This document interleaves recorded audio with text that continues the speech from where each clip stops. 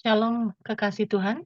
Di dalam Tuhan Yesus Kristus kita jumpa kembali dalam FWF Osaka Filmon Wongso Fellowship, obrolan santai keluarga Allah. Malam hari ini, hambanya Bapak Rian Tunggal akan memberkati kita dengan firman Tuhan. Untuk itu waktu saya berikan kepada Bapak Rian Tunggal. Silakan Bapak. Amin. Terima kasih. Selamat malam semua saudara-saudara. Saudara-saudari ya. Saya menyapa saudara-saudari bisa lebih akrab lah. Ya, jadi terima kasih atas kesempatan yang diberikan pada saya eh, untuk membicarakan kebenaran atau firman Tuhan pada malam hari ini di dalam Firman Wongso Fellowship. Izinkan saya kembali berdoa ya. Tuhan, kami bersyukur Engkau Allah yang terus-menerus berbicara.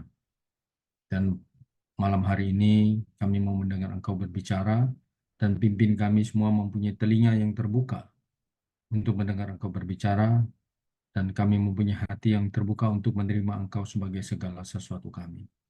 Pimpin hamba berbicara menurut kehendak-Mu, bukan berdasarkan kehendak hamba, tapi menurut apa yang Engkau suka. Terima kasih Tuhan, kami cinta padamu karena Engkau lebih dulu mengasihi kami semua. Amin. Puji Tuhan, saudara-saudari, tema berita malam hari ini saya diinfokan oleh Sister Ayu. Judulnya adalah Masa Depan Sungguh Ada dan Harapan Tidak Akan Hilang ya. Itu diambil dari Amsal 23 ayat 18 ya.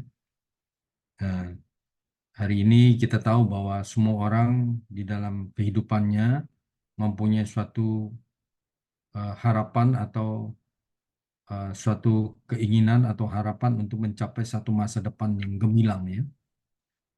Semua orang mau mencari masa depan yang gemilang dan harapan nanti masa depannya itu cerah ya. Makanya ada istilah orang bilang masa depan cerah. Tapi ada juga orang yang tidak mau masa depannya suram ya. Nah, hari ini kita berbicara tentang bagaimana kita sebagai orang Kristen yang menurut firman Tuhan tentang masa depan orang Kristen itu bagaimana. Nah, kita bisa baca ya, di mana judul berita atau tema berita malam ini berjudul Masa Depan Sungguh Ada dan Harapan Tidak Akan Hilang itu diambil dari kitab Amsal pasal 23 ayat 18 ya. Saya izinkan saya share screen ya, Sister Ayu bisa ya. Silakan Pak.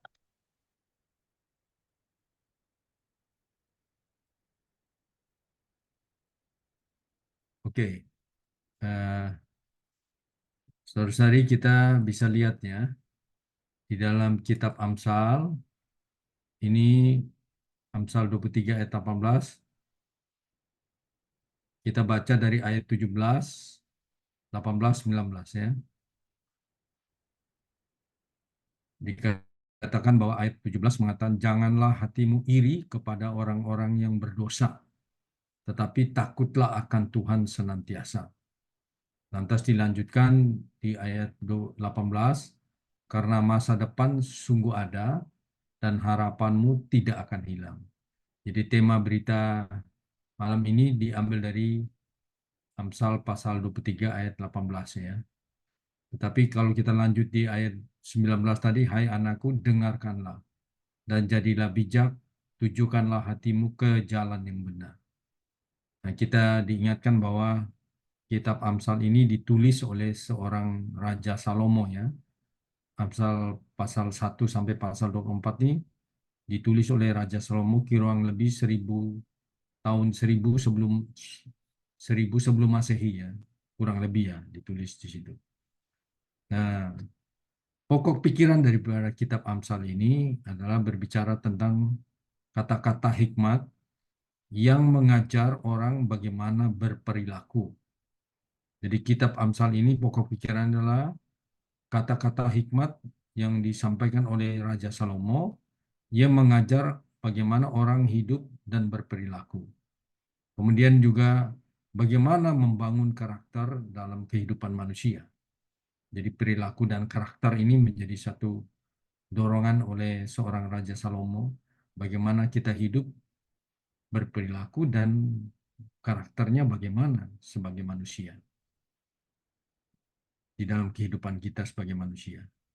Nah, ini Raja Salomo adalah raja yang kaya, tetapi dia minta hikmat. Dia minta hikmat dari Tuhan, ya. Jadi dia punya kata-kata hikmat ini dari pasal 1 sampai pasal 24 itu Salomo menulis tentang hikmat. Tentang bagaimana kita berperilaku atau bertindak tanduk dalam kehidupan sehari-hari, bagaimana karakter kita sebagai manusia. Dan ini kitab Salomo ini ada di dalam perjanjian lama, ya.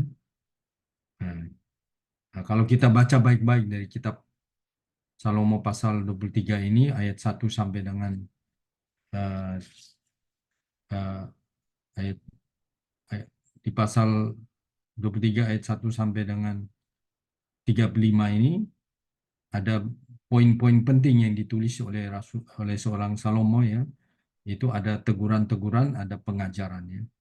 Nah, kalau kita baca baik-baik, ya, dari pasal 23 ini itu ada 11 kali ada kata jangan, ya.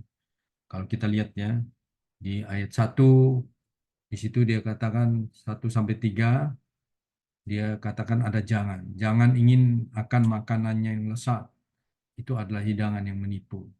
Kemudian di ayat 4 dia katakan jangan bersusah payah untuk menjadi kaya. Tinggalkan niatmu. Kemudian di ayat 6 dia juga bilang tentang jangan makan roti orang kikir. Jangan ini akan makanannya yang lesat. Nah, kemudian dilanjutkan lagi di ayat 9 dia mengatakan jangan berbicara di telinga orang bebal sebab dia akan meremehkan kata-katamu yang bijak. Kemudian di ayat 10 dia juga kata jangan lagi. Jangan engkau memindahkan batas tanah yang lama dan memasuki ladang anak-anak yatim. Kemudian di ayat 13 juga dia mengatakan jangan menolak didikan dari anakmu. Ia tidak akan mati kalau engkau memukulnya dengan rotan. Kemudian di ayat 17 dia juga bilang jangan lagi, kan, jangan hatimu iri kepada orang. Nah, kemudian di ayat 18 dia mengatakan karena masa depan sungguh ada dan harapanmu tidak akan hilang. Nah, kemudian di ayat 20 dia katakan lagi, janganlah engkau ada di antara peminum anggur dan pelahap daging. Nah, dia berkatakan jangan. Jangan itu teguran-teguran kepada kita. Jangan melakukan hal-hal yang negatif, ya, tapi melakukan hal-hal yang sesuai dan kehendak hati Allah. Kenapa? Karena kita masih punya satu masa depan. Dikatakan masa depan itu sungguh ada. Masih ada harapan yang tidak akan hilang. Jadi kalau kita melakukan hal-hal yang negatif, ya kita pasti nanti masa depannya suram, ya. Tapi harapannya juga akan hilang. Tapi kalau kita melakukan hal-hal yang positif sesuai dengan hikmat atau teguran-teguran dari seorang Salomo ini, kita mempunyai suatu masa depan, mempunyai suatu harapan. Nah, kita bersyukur ini teguran-teguran dari Salomo ini mengingatkan pada kita. Salah satu tadi dikatakan jangan hatimu iri. Nah, hatimu iri ini iri kepada orang-orang berdosa di ayat 17. Itu artinya apa? Kita melihat orang berdosa kok dia penuh dengan kehidupan yang berlimpah-limpah dengan materi, dia bisa berfoya-foya dengan materinya untuk berbuat dosa, kita bisa iri hati. Tetapi orang yang berdosa ini masa depannya sungguh sangat-sangat suram. Dia akan nanti dilemparkan ke dalam lautan api, ya, karena orang berdosa. Apalagi dia tidak mau bertobat, ya. Tetapi di sini dikatakan kita harus takut akan Tuhan senantiasa. Artinya hidup kita selama kita masih diberi nafas kehidupan, kita harus hidup takut menyakiti hati Tuhan. Jangan sampai melanggar perintah-perintah Tuhan. Jangan sampai melakukan yang Tuhan tidak suka. Nah, artinya kita diingatkan kalau kita mau mempunyai masa depan yang gemilang, masa depan sesuai dengan kehendak hati Tuhan, kita harus hidup sesuai dengan kehendak hati Tuhan. Artinya kita menurut pimpinan Tuhan di dalam kehidupan kami, di dalam kehidupan kita sehari-hari. Ini. Ini bebannya adalah kita harus menjadi orang yang hidup menurut kehendak hati Tuhan, menjadi orang yang bertumbuh di dalam Tuhan, orang yang juga berfungsi bagi kepentingan Tuhan. Nah, ini adalah satu perkataan yang mendorong kita hari ini. Kita tahu kita sudah dipelihara oleh Tuhan ya, dari hari berganti hari, dari minggu berganti minggu, dari bulan berganti bulan, sampai kita sudah masuk di penghujung bulan Desember tahun 2023. Kurang beberapa hari lagi, kita akan memasuki tahun yang baru, tahun 2024. Dan kita tidak tahu bagaimana keadaan kita di tahun 2024, kita tidak tahu. Tetapi kita harus bagaimana melakukan apa yang Tuhan suka, sehingga kita punya satu harapan dan punya masa depan sesuai dengan kehendak Tuhan. Karena Tuhan mengasihi orang yang mengasihi Dia. Tetapi Tuhan juga membenci orang fasik. Ya, jadi kita bersyukur bahwa berita malam ini mengingatkan kita bahwa di dalam kehidupan kita, memasuki tahun yang akan datang, kita harus berjalan bersama Tuhan, hidup bersama Tuhan. Kita harus hidup harmonis bersama Tuhan. Kita harus hidup oleh Tuhan, kita hidup bagi Tuhan, dan juga kita harus hidup dengan Tuhan. Hidup menurut kehendak Tuhan dan hidup bagi kepentingan Tuhan. Nah, banyak hari ini di dalam kehidupan manusia yang di atas muka bumi ini, mereka lebih banyak mencari yang mereka suka, tetapi mereka tidak mencari yang Tuhan suka. Mereka lebih suka melakukan yang mereka suka, tapi tidak banyak orang yang melakukan yang Tuhan suka. Nah, sehingga kalau mereka melakukan dosa, itu Tuhan tidak suka. Maka nanti mereka tidak mempunyai suatu masa depan. Mereka tidak punya suatu harapan. Nah, kita bersyukur ini teguran seorang Raja Salomo kepada kita juga hari ini. Nah, kita lanjutnya. Saya masuk ke sesi berikutnya. Di poin berikutnya, berbicara tentang pengharapan dan masa depan kita. Nah, kita tahu bahwa Allah mempunyai suatu rencana. Allah kita bukan Allah yang tidak punya rencana. Allah mempunyai rencana. Yaitu dikatakan ada rencana Allah. Dan rencana Allah ini akan digenapi menjadi tujuan Allah. Jadi ada rencana Allah, ada tujuan Allah. Tetapi kita harus perhatikan baik-baik. Bahwa untuk menggenapi tujuan Allah, di tengah-tengahnya ada jalan. Antara rencana Allah dan tujuan Allah, di tengah-tengah ada jalan Allah. Nanti kita bahas jalan Allah itu apa ya. Nah, kita tahu, kalau kita bahas ya, Allah menciptakan alam semesta. Ya, toh? Nah, di dalam Kejadian 1 ayat 1 dan 2 itu Allah menciptakan alam semesta. Tapi kemudian alam semesta itu menjadi gelap. Berarti setelah Allah menjadikan alam semesta, langit dan bumi, tiba-tiba kok jadi gelap. Berarti ada sesuatu yang mengganggu. Yang mengganggu alam semesta, langit dan bumi yang sudah diciptakan itu tiba-tiba menjadi gelap. Mari kita baca ya, Kejadian 1 ya. Saya sengaja membahas ini supaya kita mengerti. Di Kejadian 1 ayat 1, Sister Ayu baca. Pada mulanya Allah menciptakan langit dan bumi. Bumi Ayat 2, belum terbentuk dan kosong, gelap gulita menutupi samudra raya. dan Dan roh Allah melayang-layang di atas permukaan air. kita melihat di sini ya. Pada mulanya Allah menciptakan langit dan bumi. Kata menciptakan berarti kan langit dan bumi sudah diciptakan, berarti sudah ada. Tetapi di Kejadian 1 ayat 2, kok dikatakan bumi belum berbentuk? Padahal sudah diciptakan, malah bumi kosong dan gelap gulita. Ini menunjukkan antara ayat 1 dan 2 ada satu peristiwa besar di mana bumi ini dirusak, diganggu atau dirusak oleh musuh Allah. Nah, ini yang kita harus memahami ini ya. Nah, kalau saya baca baik-baik, pada mulanya Allah menciptakan. Menciptakan berarti Allah sudah membuat, sudah terjadi langit dan bumi.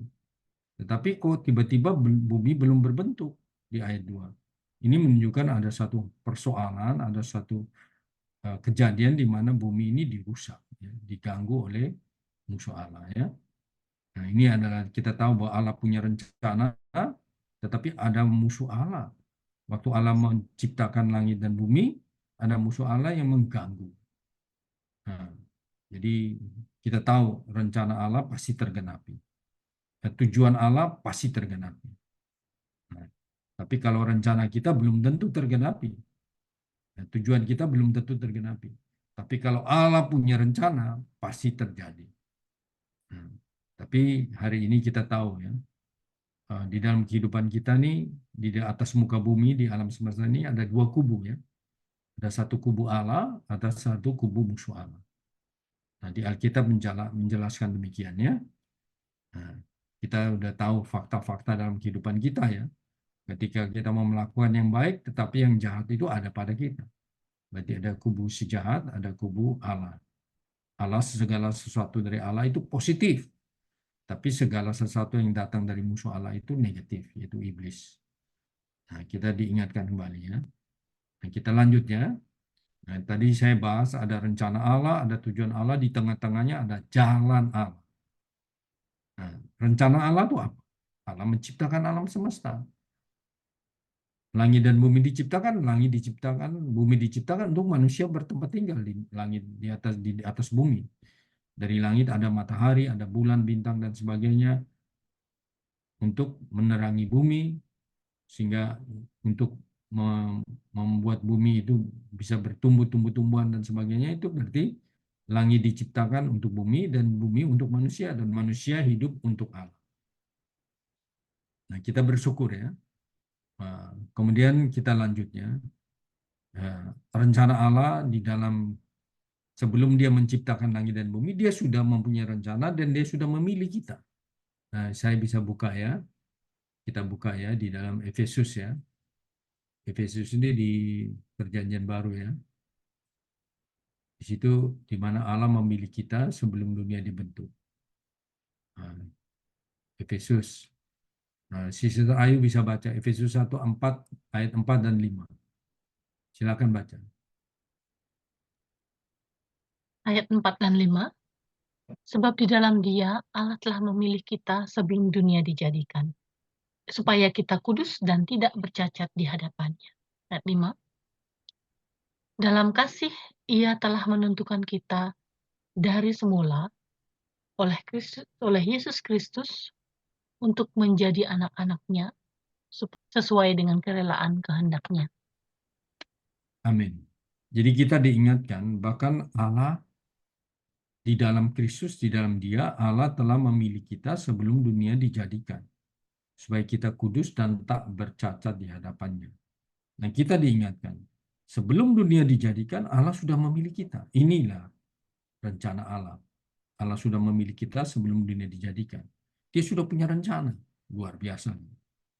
Nah, tetapi rencana itu dia memilih kita di dalam kasih, dia menentukan kita dari semula oleh Yesus Kristus untuk menjadi kita putra-putra atau anak-anaknya. Kita dipilih untuk menjadi anak-anak Allah. Sukacitakah menjadi anak-anak? Sesuai dengan kerelaan atau kehendaknya atau rencananya ini. Nah, kita bersyukur Allah memilih kita. Tapi apa yang terjadi ketika manusia jatuh, digoda oleh si iblis di Kejadian 3, musuh Allah iblis menggoda manusia jatuh dalam dosa. Kita bisa baca nanti di Kejadian 3 ya, bagaimana Adam dan Hawa diciptakan di tempat di Taman Eden. Ternyata mereka digoda sama iblis di Kejadian 3 ayat 1 sampai 7, akhirnya mereka jatuh dalam dosa. Nah, saya tidak bahas itu karena kita pasti sudah tahu semua. Tapi ketika manusia jatuh di Efesus 1 ayat 7, di situ dikatakan sebab di dalam Dia dan oleh darahnya kita beroleh penebusan, yaitu pengampunan dosa menurut kekayaan kasih karunia-Nya. Jadi artinya ketika kita jatuh, Tuhan datang mengutus putranya, yaitu Tuhan Yesus. Dia bisa menebus kita, mengampuni dosa-dosa kita dengan darahnya. Jadi Tuhan mati di kayu salib. Nah, inilah kita tahu bahwa inilah tadi saya katakan bahwa jalan Allah. Jalan Allah adalah dia mengutus putranya, yaitu ada proses inkarnasi. Inkarnasi dia Allah menjadi manusia. Nah, jalan Allah itu ada 3 I, saya boleh singkatnya. Ada inkarnasi, ada inklusi, ada intensifikasi. Nanti kita bahas satu-satu ya. Jadi inkarnasi Allah menjadi manusia. Ayatnya di mana? Allah menjadi manusia di Yohanes 1 ayat 1. Pada mulanya adalah firman, firman itu bersama-sama dengan Allah, dan firman itu adalah Allah. Lanjut ayat 14. Firman itu telah menjadi manusia dan diam di antara kita. Dan kita telah melihat kemuliaannya, yaitu kemuliaan yang diberikan kepadanya sebagai anak tunggal Bapa, penuh kasih karunia dan kebenaran. Amin. Jadi kita diingatkan kembali di ayat 1 tadi, pada mulanya adalah firman. Firman itu bersama-sama dengan Allah, dan firman itu adalah Allah. Tapi ketika kita baca di ayat 14, firman itu yang ada Allah itu telah menjadi manusia. Berarti firman yang adalah Allah di ayat 1 tadi telah menjadi manusia. Dan diam di antara kita, dan kita telah melihat kemuliaannya, yaitu kemuliaan diberikan kepadanya sebagai anak tunggal Bapa, penuh kasih karunia dan kebenaran. Puji Tuhan, Allah menjadi manusia. Inilah inkarnasi. Makanya di bulan Desember tanggal 25, banyak orang Kristen di atas muka bumi merayakan inkarnasi. Itu Tuhan lahir di Bethlehem. Tetapi banyak orang Kristen tidak merayakan Kristus diam di dalam hatinya. Nah, ini yang saya katakan tadi, inklusi. Inklusi ya Allah masuk ke dalam manusia. Nah, kita bisa baca ya. Bagaimana Allah bisa masuk dalam manusia? Dia harus mati di kayu salib, dia bangkit menjadi roh pemberi hayat, 1 Korintus 15:45, dia menjadi roh itu, dia tinggal di dalam kita. Inilah proses namanya inklusi. Allah masuk ke dalam manusia. Allah mau tinggal di dalam manusia. Di mana ayatnya kita baca ya. Efesus 3:17. Sehingga orang imanmu, Kristus diam di dalam hatimu. Amin. Cukup sampai di situ. Bahwa di Efesus 3:17, karena imanmu, Kristus diam di dalam hatimu. Berarti Kristus tinggal di dalam hati kita. Bagaimana Kristus bisa tinggal dalam kita kalau dia masih dalam bentuk daging? Dia harus menjadi roh. Dia tinggal dalam hati kita. Hati kita itu ada 2 bagian. Ya. Ada bagian rohnya itu hati nurani, tapi ada bagian lain adalah jiwa kita. Pikiran, emosi, tekad kita. Untuk apa Allah tinggal dalam kita? Untuk apa dia diam di dalam kita? Contoh kalau saya tanya, Sister Ayu berdiam di mana? Berarti Sister Ayu bertempat tinggal di mana? Betul nggak, Sister Ayu? Betul. Jadi kalau Tuhan berdiam, berarti dia bertempat tinggal di dalam hati kita. Inilah Kristus berinklusi di dalam kita, tapi banyak orang Kristen mengabaikan dia yang tinggal di dalam hati kita. Tapi mereka merayakan Kristus lahir di Bethlehem. Tapi Kristus tinggal berdiam di dalam hati kita, banyak orang mengabaikan, orang tidak merayakan. Sukacita tidak kalau Kristus berdiam di dalam hati kita. Mestinya kita bersukacita, kita merayakan setiap hari. Bersukacita, karena ada Kristus sangat dekat tinggal dalam hati kita. Tapi banyak orang Kristen tidak melihat ini. Nah, kita lanjut ayat apa lagi yang berbicara tentang Kristus berdiam di dalam kita. Kita buka Efesus pasal 2 ayat 22. Oke. Efesus 2 ayat 21 sampai 22. Di dalam dia tumbuh seluruh bangunan, rapi tersusun menjadi bait Allah yang kudus di dalam Tuhan. Di dalam dia kamu juga turut dibangunkan menjadi tempat kediaman Allah di dalam roh. Amin. Jadi Allah mau tumbuh di dalam kita sebagai suatu bangunan yang rapi tersusun menjadi bait Allah, tempat tinggal Allah atau bait Allah di dalam Tuhan. Tapi dia mengatakan di dalam Kristus kamu juga turut dibangunkan menjadi tempat kediaman. Tadi oleh imanmu Kristus berdiam di dalam hatimu kan. Jadi kita tempat kediaman Allah di mana? Di dalam roh kita. Amin, saudara-saudari. Amin. Nah, sukacita ya, sudah 2 ayatnya yang menyatakan Allah mau berdiam di dalam kita. Tetapi hari ini banyak kita mengabaikan Allah yang berdiam di dalam roh kita. Kenapa? Allah tidak terlihat.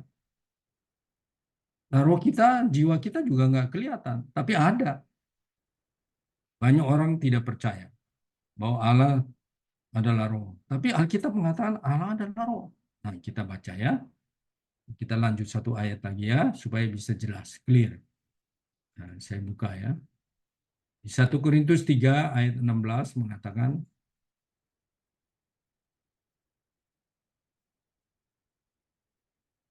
coba, siapa yang mau baca silakan. 1 Korintus 3 ayat 16, silakan baca. 1 Korintus 3 ayat 16. Tidak tahukah kamu bahwa kamu adalah bait Allah dan bahwa roh Allah diam di dalam kamu? Nah, ini sudah 3 ayat. Kenapa Rasul Paulus mengatakan tidak tahukah kamu? Karena banyak orang Kristen tidak tahu, tidak menyadari. Maka dia katakan tidak tahukah kamu bahwa kamu adalah bait Allah dan roh Allah diam di dalam kamu. Allah itu roh. Jadi dengan roh Allah diam di dalam kamu. Di mana? Di dalam hati kita, di dalam roh kita. Inilah proses inklusi. Tapi banyak orang Kristen tidak merayakannya. Mereka merayakan Tuhan lahir di Betlehem. Sungguh sangat kasihan. Nah, kita bersyukur bahwa Allah berdiam dalam hati kita. Untuk apa? Pertanyaan pada kita. Dia sedang membangun dirinya. Membangun segala kekayaan dia. Sifat-sifatnya mau dipenuhi dalam kita. Supaya kita dipenuhi di dalam kepenuhan Allah. Dipenuhi dengan segala hakikat Allah. Dengan zoe. Dengan hayat Allah. Dengan sifat Allah. Dengan segala kuasa-kuasa Allah yang ada di dalam hayat dia itu. Di dalam zoe itu. Untuk apa? Untuk mengubah kita. Supaya kita jadi bukan hanya menjadi anggota tubuh Kristus, tapi kita harus menjadi manusia baru. Kita akhirnya menjadi mempelai Kristus. Bahkan nanti kita akan menjadi laskar Kristus untuk berperang melawan antikristus. Banyak orang Kristen bilang, bukankah Allah berkuasa? Bisa membunuh antikristus? Bisa. Tapi Allah kita punya sifat agung dan adil. Masa dia Allah yang mencipta tadi, kok membunuh yang dicipta? Lucifer, si iblis itu kan malaikat yang diciptakan Allah, tapi dia karena kesombongan dia jatuh, dia melawan Allah. Nah, apakah Allah adil? Allah yang pencipta kok membunuh yang dicipta? Bisa nggak? Bisa, tapi dia punya sifat adil. Dia tidak mau membunuh yang dia cipta sendiri, karena dia kan punya sifat adil benar. Makanya dia juga menciptakan manusia yang diciptakan oleh dia, supaya manusia ini menjadi tubuh Kristus, kemudian menjadi manusia baru, menjadi mempelai perempuan, kemudian menjadi pasukan atau laskarnya untuk apa? Yang dicipta untuk menghancurkan si yang dicipta. Jadi kita punya tugas nanti untuk membunuh, menghancurkan antikris, musuh Allah. Tetapi kita perlu di dalam kehidupan kita sehari, kita perlu berlatih bagaimana menang atas gangguan si jahat. Ini menjadi perkara kita sehari-hari. Banyak hari ini kita kalah. Menghadapi gangguan si iblis, kita gampang lemah. Saya katakan kita suka gampang lemah, kita gampang lupa sama Tuhan, sehingga kita akhirnya gampang tergoda. Kenapa?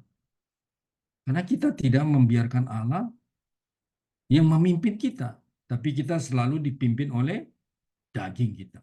Di dalam daging kita ada si musuh Allah, ada racun ular atau si iblis itu. Maka Rasul Paulus berbicara tentang itu di dalam kitab Roma. Nah, sebelum kita masuk di kitab Roma sebagai latihan kita, nah saya lanjutkan makna intensifikasi. Jadi Allah berinklusi, berinkarnasi, dia berinklusi, dan dia mengintensifikasikan dirinya menjadi kekuatan 7 kali ganda. Di mana ayatnya? Kita bisa buka ya. Saya buka di kitab Wahyu ya.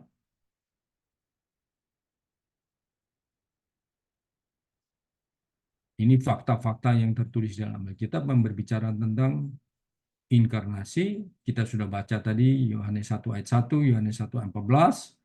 Tapi dia berinklusi, kita sudah baca tadi Efesus 3 ayat 17, Efesus 2 ayat 21-22, 1 Korintus 3 ayat 16. Nah, bagaimana dia mengintensifikasikan dirinya itu kita baca di Revelation ya, di kitab Wahyu. Nah, mari kita baca, kita buka satu-satu.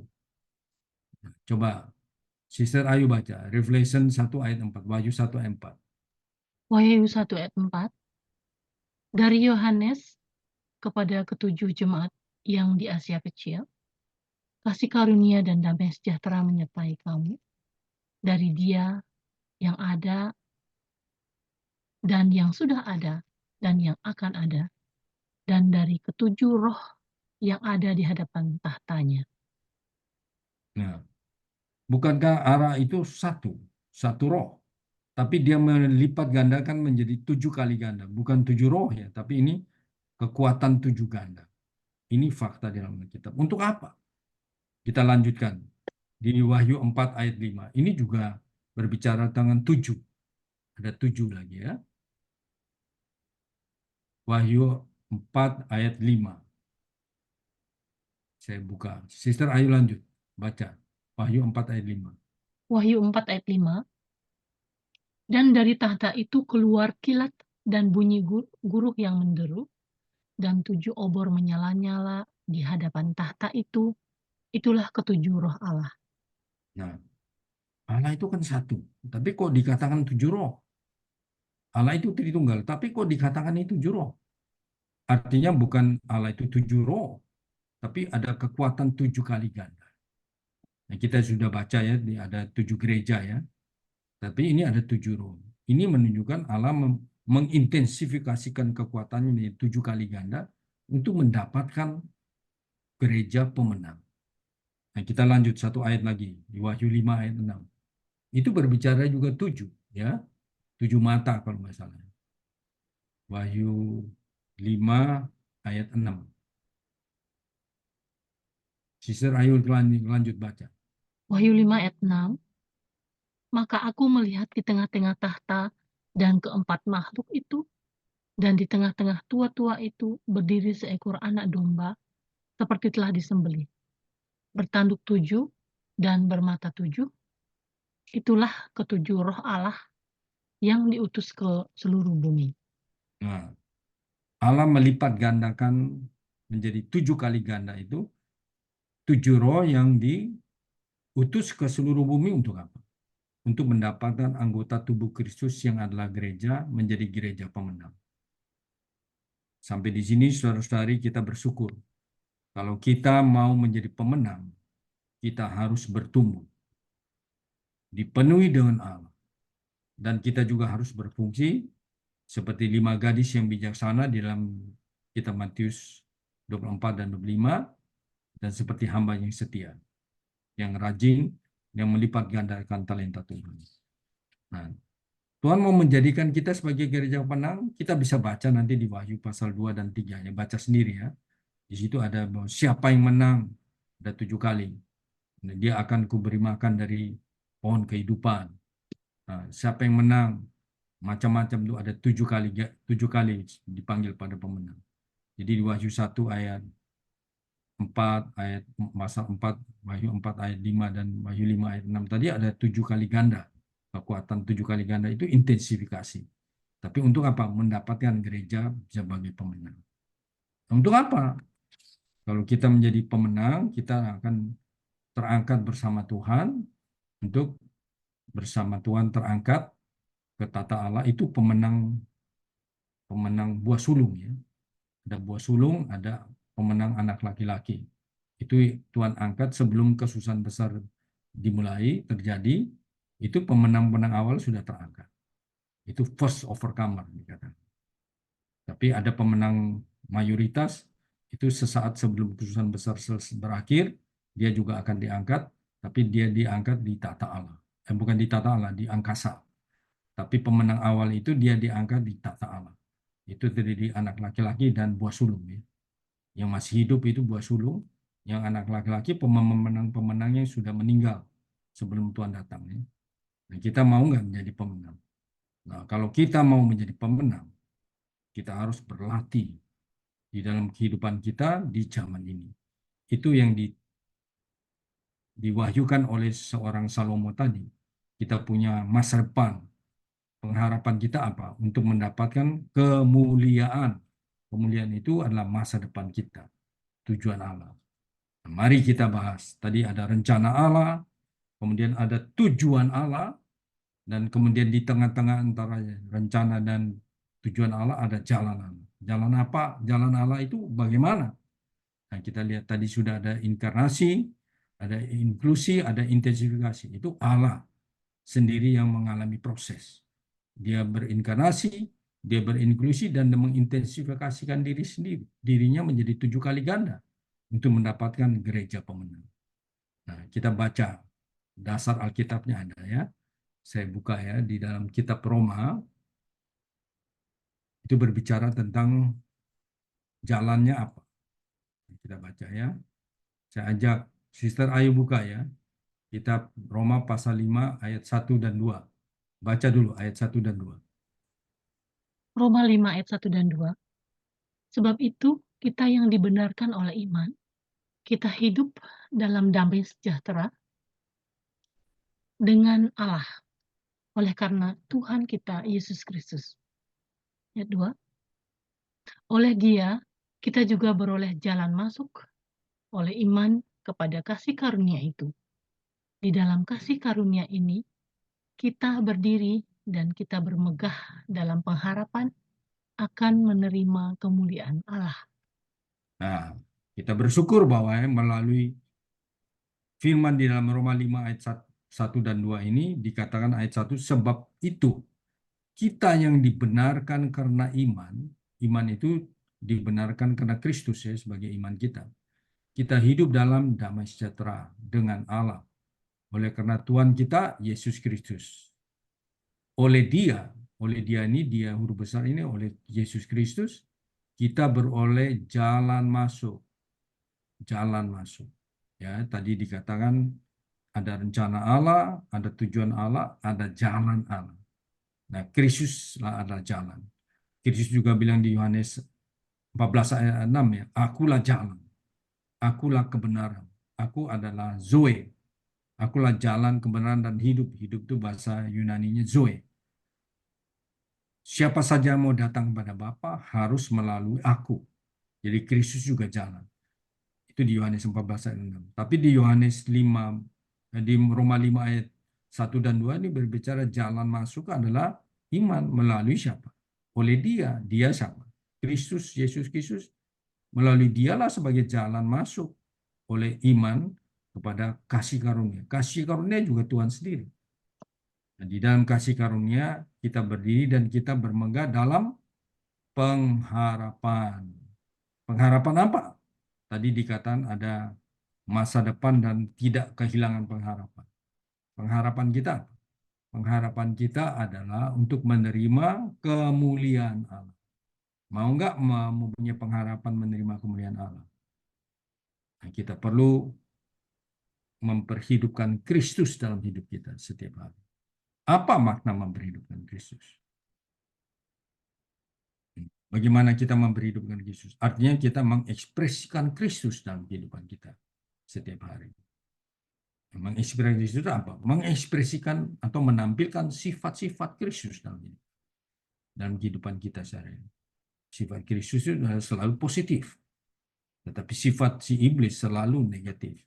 Tapi bagaimana kita bisa menjadi pemenang kalau kita di dalam kehidupan sehari-hari kita tidak menampilkan Kristus, tapi menampilkan sifat-sifat yang dari musuh Allah. Apakah kita berpihak pada Kristus? Kan tidak. Ketika kita marah, kita emosi, kita benci, kita iri hati, kita mabuk oleh pesta pora, kita berdansa, kita melakukan hal-hal yang negatif, yang Tuhan tidak suka, kita sedang berpihak dengan si musuh Allah. Apakah kayak kita itu menampilkan Kristus? Bukan. Apakah kita itu pemenang? Bukan.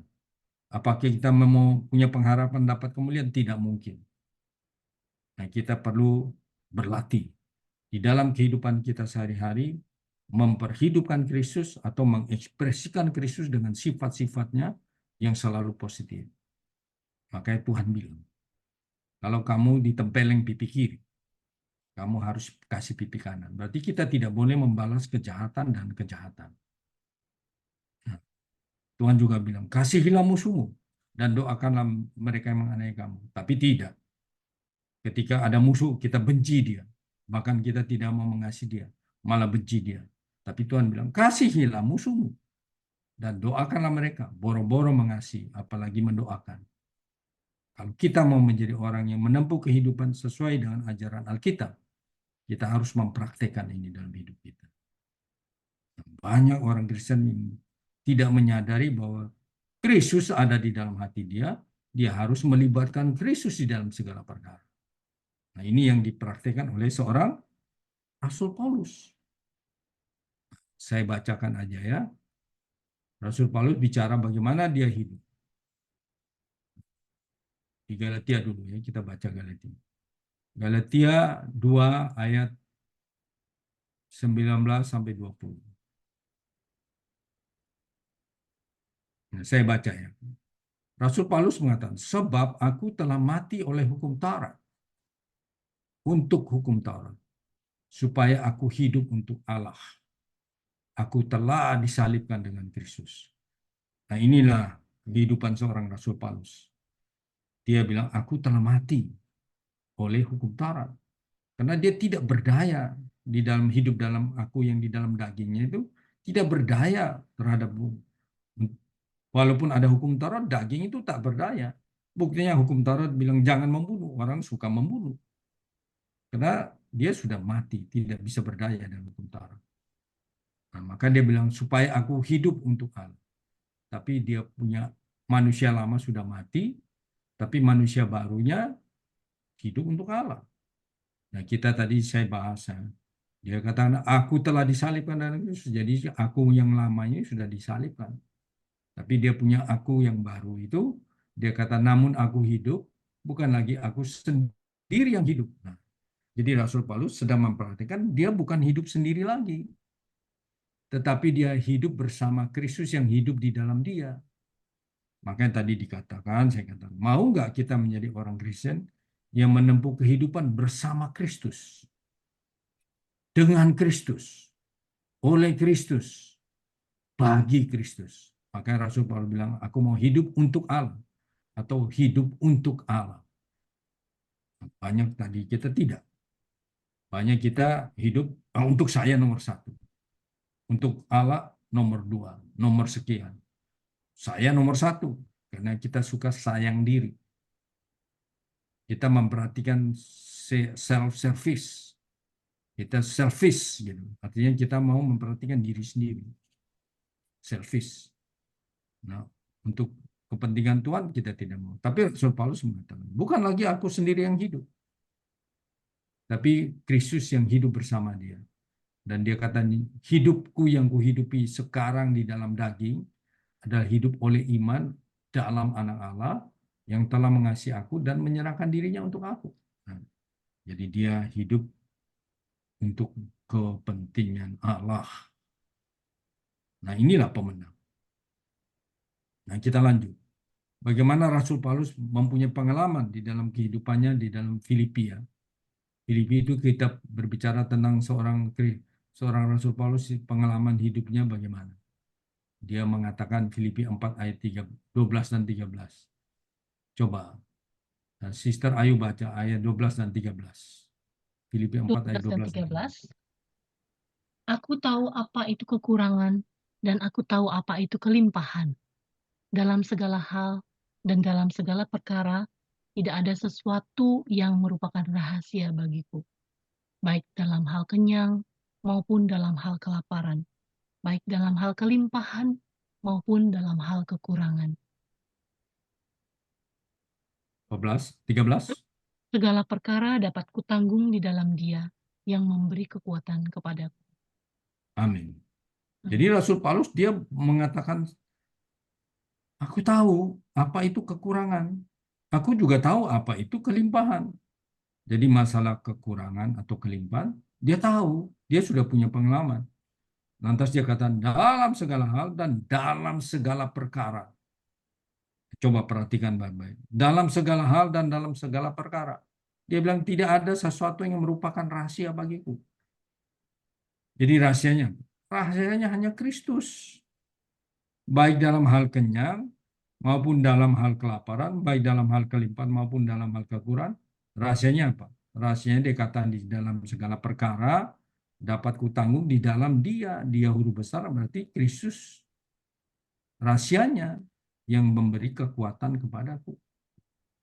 Kita hari ini sedikit kekurangan mengeluh pagi sampai sore. Mengeluh dari Senin sampai Sabtu. Hari Minggu nggak berani mengeluh karena mau bertemu di dalam ibadah. Nah, kita suka mengeluh. Karena kita tidak tahu rahasianya adalah Kristus. Maka Rasul Paulus bilang segala perkara dalam segala hal. Tidak ada sesuatu yang merupakan rahasia bagiku. Jadi rahasianya dia bilang perkara itu ditanggung di dalam Kristus yang memberi kekuatan kepada dia. Hari ini kita tidak. Kristus ada di dalam hati kita. Dekat sekali dengan kita. Tapi kita tidak panggil dia. Kita malas berseru kepada nama Tuhan.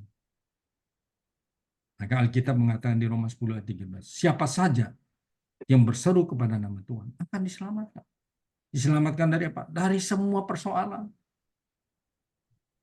Nah, mari kita baca. Sebab barang siapa yang berseru kepada nama Tuhan akan diselamatkan. Bukankah kita sudah diselamatkan waktu kita percaya dan dibaptis, kita diselamatkan? Itu keselamatan yuridis. Keselamatan yuridis itu keselamatan untuk kehidupan kekal. Tapi di dalam kehidupan sehari-hari kita perlu diselamatkan. Makanya tadi saya katakan, di dalam kehidupan sehari-hari kita ini, kita perlu mengandalkan Kristus dalam segala hal. Maka tadi Rasul Paulus bilang begitu, segala perkara. Aku dalam kekurangan atau kelimpahan atau kenyang atau lapar, rahasianya hanya Kristus yang memberi kekuatan. Jadi kalau kita menyeru nama Tuhan, Kristus akan membereskan segala perkara negatif di dalam kehidupan sehari-hari. Ini namanya keselamatan sehari-hari. Waktu kita percaya dibaptis, satu kali selamat, ya selamat. Tapi dalam kehidupan sehari-hari kita masih diganggu sama si jahat, tadi saya katakan. Si jahat selalu mengganggu kita dengan perkara benda dan manusia. Kita bersyukur ya. Nah, sekarang kita lanjutkan. Apa yang dikatakan di kitab Roma tadi, ada jalan ya. Di Roma pasal 5 tadi ya. Roma pasal 5 ayat 2. Nah, sekarang kita lanjut di Roma pasal 5 ayat 5. Dan pengharapan tidak mengecewakan, karena kasih Allah telah dicurahkan di dalam hati kita oleh Roh Kudus yang telah dikaruniakan kepada kita. Nah, kita bersyukur. Ya tadi kita sudah baca bahwa ada jalan masuk itu melalui Kristus bagi iman kita. Tapi di ayat 3 mengatakan bukan hanya itu saja. Kita perlu juga bermegah dalam kesengsaraan kita. Karena kita tahu bahwa kesengsaraan itu menimbulkan ketekunan. Hari ini kita menjadi orang Kristen, bisa sengsara? Bisa. Siapa yang bilang harus menjadi orang Kristen tidak pernah sengsara? Di sini dikatakan Rasul Paulus kita harus bermegah dalam kesengsaraan kita. Ketika kita dianiaya oleh si jahat, kita sengsara. Digoda sama dia, kita sengsara. Tapi kita di dalam kesengsaraan itu membawa kita untuk menimbulkan ketekunan. Dan di dalam ketekunan menimbulkan tahan uji. Tahan uji menimbulkan pengharapan. Jadi kalau kita digoda oleh si jahat, sengsara nggak? Sengsara. Nah, kita misalnya suka melakukan yang kita suka, tapi tidak sesuai dengan kehendak Tuhan. Si iblis goda terus, goda terus. Misalnya orang suka merokok misalnya. Iblis goda terus merokok. Merokok itu merugikan kita. Tapi iblis ganggu terus. Tapi kalau kita bisa menang terhadap godaan itu, sengsara nggak? Yang sudah biasa merokok jadi berhenti merokok. Sulit sekali, sengsara dia. Tetapi Kalau kita mengalami kesesaran untuk mengatasi godaan si iblis itu akan menimbulkan apa? Ketekunan, ketahanan. Ketekunan itu bahasa Inggrisnya endurance. Daya tahan kita itu diganggu sama iblis, menimbulkan ketekunan. Dan ketekunan menimbulkan tahan uji. Tahan uji menimbulkan pengharapan. Jadi kalau kita bisa menang dalam gangguan si musuh Allah, kita punya pengharapan. Jadi pengharapan ini tidak mengecewakan di ayat 5. Kenapa? Karena kasih Allah telah dicurahkan ke dalam hati kita, yang tadi Kristus tinggal dalam hati kita. Oleh Roh Kudus yang telah dikaruniakan kita. Sukacita nggak menjadi orang Kristen?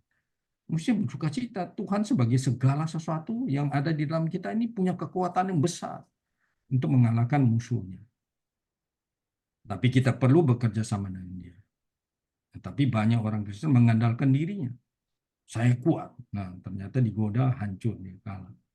Yang bisa menang melawan si iblis hanya Tuhan yang di dalam kita. Kita nggak mampu. Kita perlu bekerja sama dengan Tuhan. Makanya waktu kita berdoa usir setan. Di dalam nama Yesus kan. Selalu dibilang gitu. Nah, kenapa? Bukan di dalam nama saya atau nama seseorang. Tapi nama Yesus yang punya kuasa. Itu faktanya seperti itu.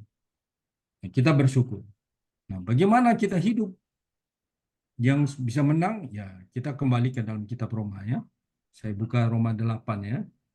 Roma 8 itu kalau kita baca dari ayat 4 sampai ayat 14 ini berbicara tentang hidup menurut roh dan tidak hidup menurut daging.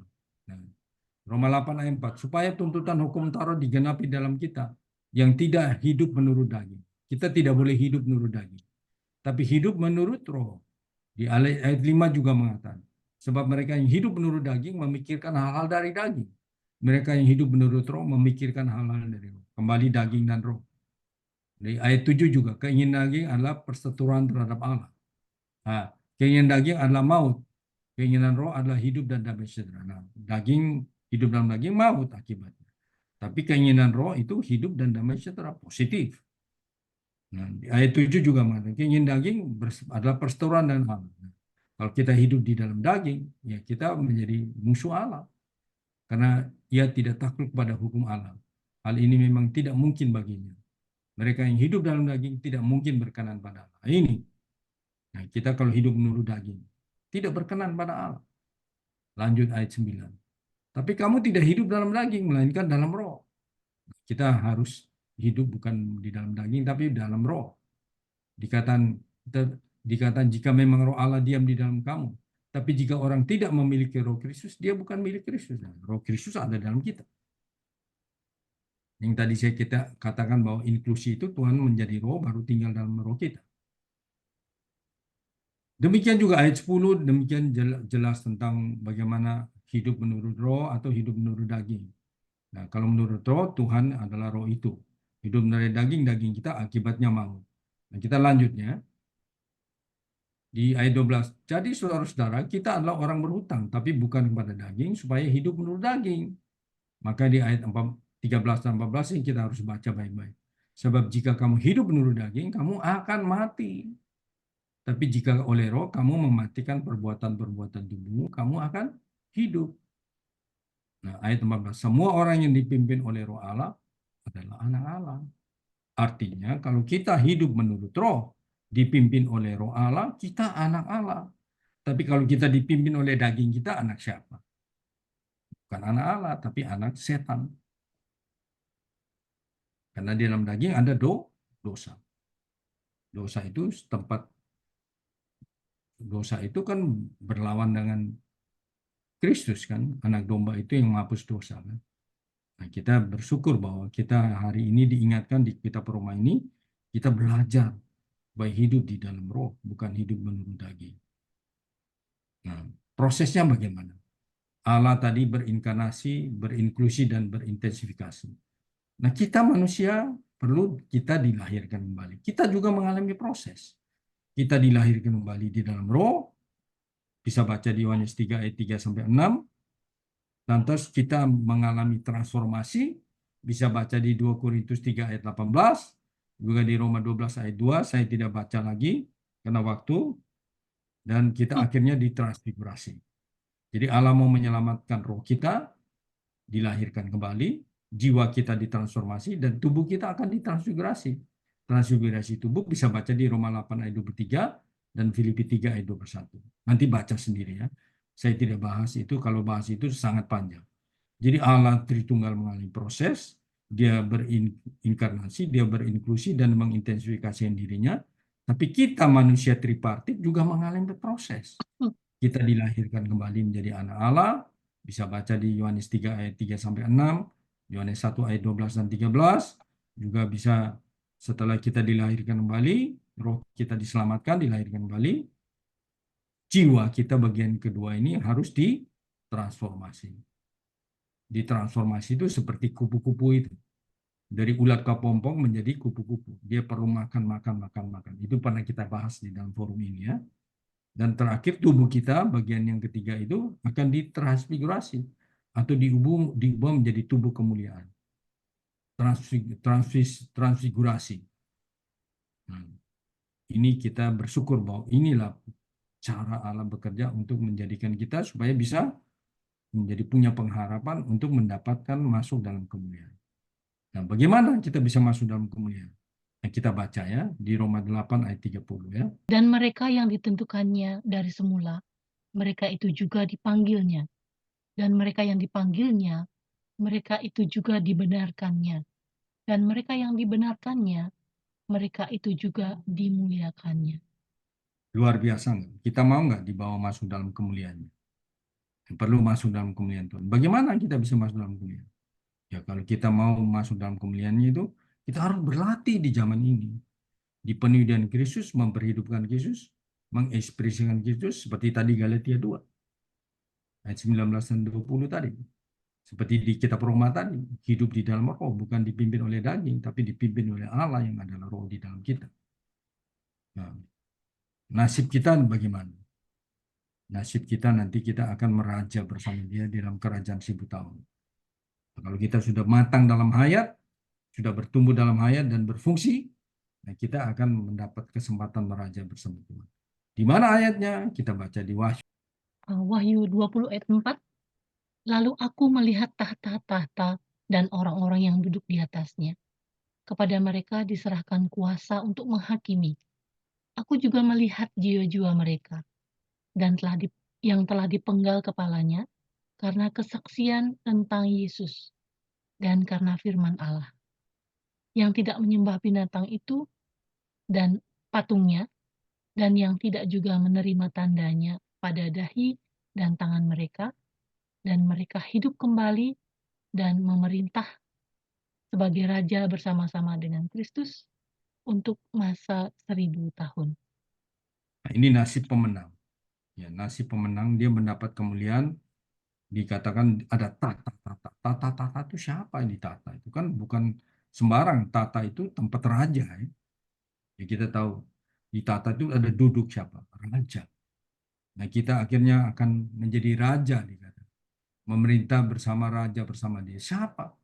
Orang-orang yang dikatakan jiwa-jiwa mereka yang dipenggal kepalanya karena kesaksian tentang Yesus. Tadi saya katakan harus menderita.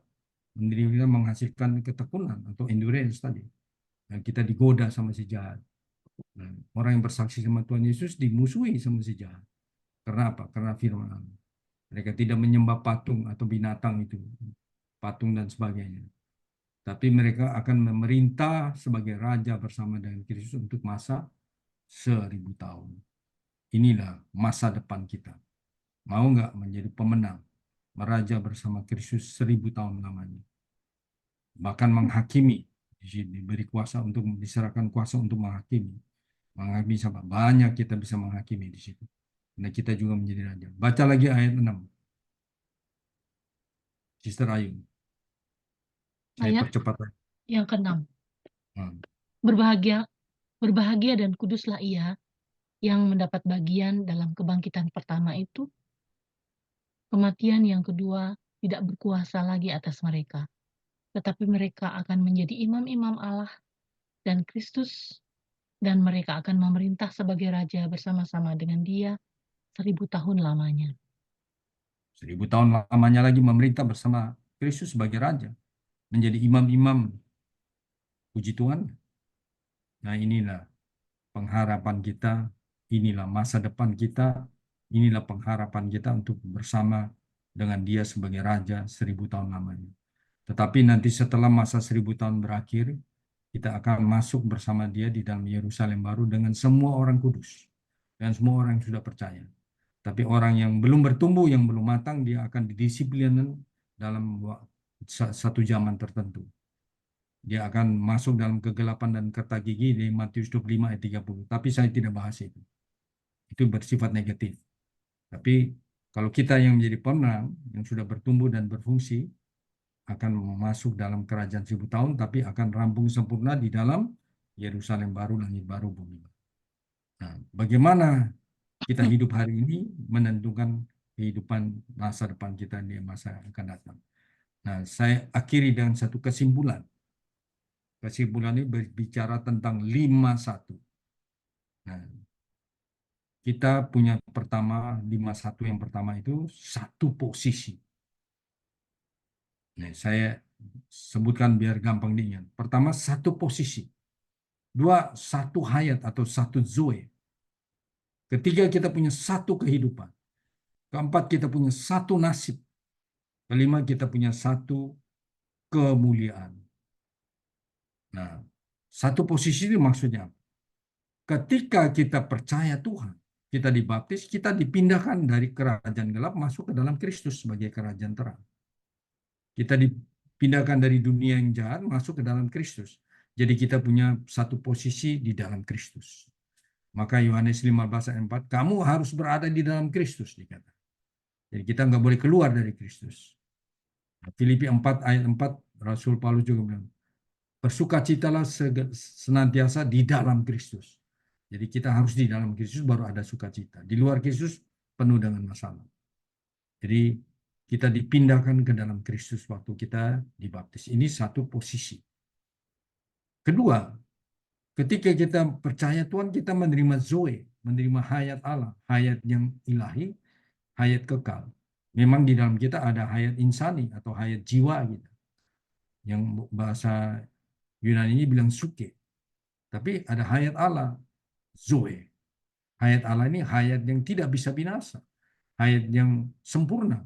Hayat yang di dalamnya ada sifat-sifat Allah. Di dalam hayat itu ada kuasa Allah. Kita pernah bahasnya di forum ini ya. Ada kuasa kebangkitan, ada kuasa kenaikan, ada kuasa penaklukan, ada kuasa kekepalaan. Itu hayat Allah punya kuasa seperti itu. Nah, kemudian dia punya bentuk. Kita mau dibentuk dengan Allah. Supaya kita serupa dengan Allah. Jadi sesuai dengan gambar Allah. Tadi Roma 8 ayat 29 kita nggak baca ya. Menurut sesuai dengan serupa dan gambar Allah. Kita bersyukur nggak? Kalau ini rencana Allah seperti itu. Dia memberikan kita satu posisi, kita dibaptis. Kemudian kita mendapat hayat Allah, hayat ilahi. Hayat yang tidak bisa binasa, hayat yang sempurna. Hayat yang punya sifat-sifat yang positif, hayat yang punya kuasa yang begitu besar, dia bisa membangkitkan yang mati menjadi hidup. Itu ada di dalam kita siapa? Kristus yang sudah mengalami proses tadi, inkarnasi, inklusi, dan intensifikasi. Dan hari ini kita mempunyai satu yang ketiga, satu kehidupan. Kehidupan yang bagaimana kita harus mempunyai kehidupan yang mengasihi Tuhan. Kita harus mempunyai suatu kehidupan, membiarkan Tuhan memenuhi kita, membangun rumahnya dalam batin kita. Kita harus bertumbuh dan berfungsi bagi Tuhan.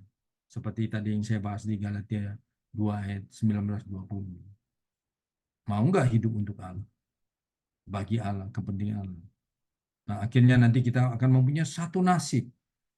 Nasib kita ditentukan oleh jerih lelah kita di dalam kehidupan kita zaman ini. Harus bayar harga. Ya, tadi melalui kesengsaraan kita digoda, kan bayar harga. Nah, kalau kita baca di Wahyu 3 ayat 18 itu, kita harus membeli emas. Ya, membeli pakaian putih, menjadi membeli minyak, membeli salep mata, beli emas, membeli pakaian putih. Ini adalah bayar harga. Nah, akhirnya nanti kita bisa masuk dalam satu kemuliaan. itu meraja bersama Kristus selama 1000 tahun dan akhirnya hidup kekal bersama Tuhan di dalam Yerusalem baru, langit baru, bumi baru.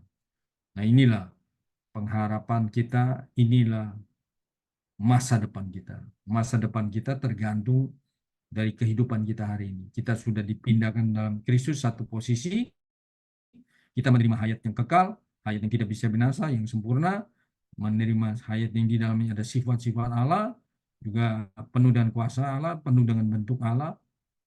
Mau nggak kita bekerja sama dengan Allah di dalam kehidupan kita zaman ini, supaya nanti ketika Tuhan datang kita menjadi orang yang diangkat bersama Dia ke tata Allah, dan ada pemenang yang belakang diangkat ke angkasa.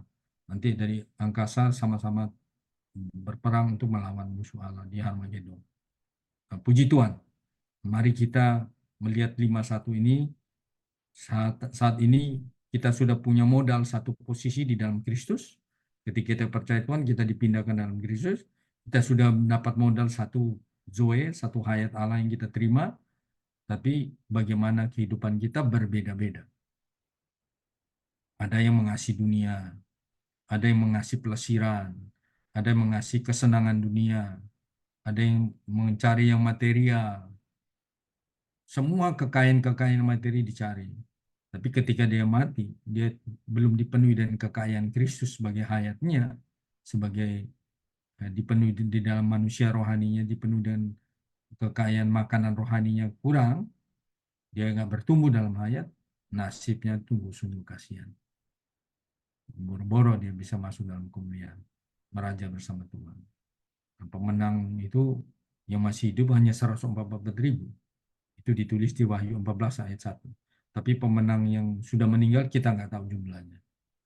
Nah, kita bersyukur bahwa kita melihat visi ini, kita masih punya pengharapan, juga kita punya satu masa depan yang Tuhan janjikan di dalam rencana Allah, ada tujuan Allah, di tengah-tengahnya ada jalan Allah. Nah, saya sampai di sini perkataan kebenaran ini.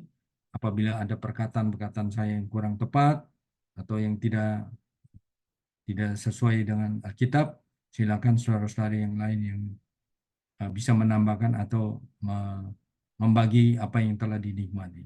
Saya stop sampai di sini ya. Saya serahkan kembali kepada Sister Ayu.